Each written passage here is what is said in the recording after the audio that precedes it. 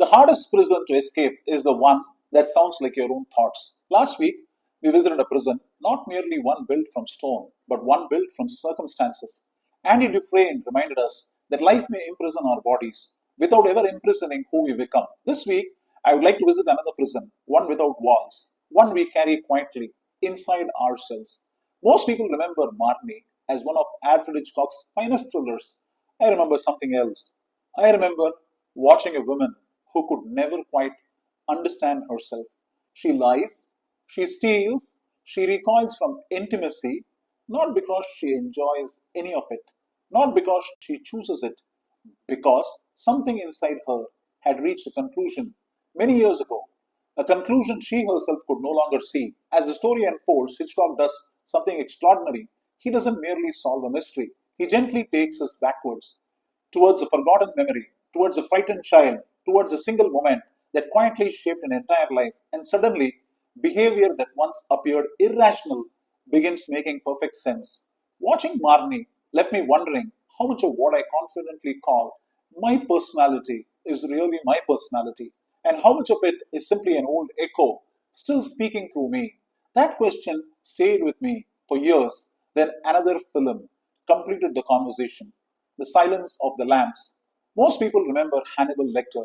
I found myself thinking about Clarice Starling, especially during one conversation that arrives almost unnoticed. Clarice tells Hannibal about her childhood. After her father's death, she spent some time on a farm. One night, she woke to the sound of terrified lambs, crying before they were to be slaughtered. She tried to save one. She picked it up and ran. She couldn't save it. The lamb died anyway. She was only a little girl. There was nothing she could have done. Yet, something inside her never forgot those screams.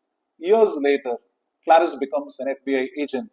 On the surface, she is hunting serial killers, but underneath, perhaps, she is still trying to save the lamb. Every innocent life she protects, every victim she hopes to rescue, is in some quiet way a conversation with that little girl who once discovered that she couldn't save anyone. Then comes one of the most haunting questions in cinema. After everything is over, Hannibal doesn't ask, "Did you catch the killer?" He doesn't ask, "Are you happy now?" Instead, he quietly asks, "Have the lambs stopped screaming?" The first time I heard that line, I thought he was asking about a childhood memory. Years later, I realized he was asking something entirely different. He was asking, has the past finally loosened its grip on the present, or are you still living today's life, trying to answer yesterday's pain? Perhaps that is a question all of us must eventually ask ourselves. Not what happened to me, but is it still happening through the way I see myself?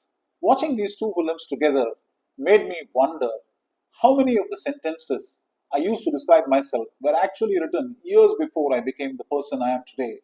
I am not creative, I am not confident, I am not leadership material, I have never been good with people, I always fail. Perhaps those aren't truths. Perhaps they are simply echoes. Echoes of a teacher, a parent, a failure, a rejection, a humiliation, an embarrassment, or one painful afternoon that quietly became our identity. The event disappeared, the echo remained, and after hearing it often enough, we slowly stopped hearing it as an echo. We started calling it ourselves. Last week, Andy Dufresne escaped a prison built around him. This week, Marnie and the Silence of the Lambs invite us to notice another prison, one built within us, invisible, silent, convincing. Perhaps the greatest freedom isn't escaping our circumstances. Perhaps it is discovering that the voice we have been obeying all these years was never really our own. Maybe that's one of cinema's quiet gifts. It doesn't simply entertain us, sometimes it introduces us to the echoes we have mistaken for ourselves. Before we leave, three questions worth living with. Question one: which belief about myself feels so natural that I have never stopped to ask where it came from? Question two: is there a memory or an experience that quietly continues to make decisions on my behalf?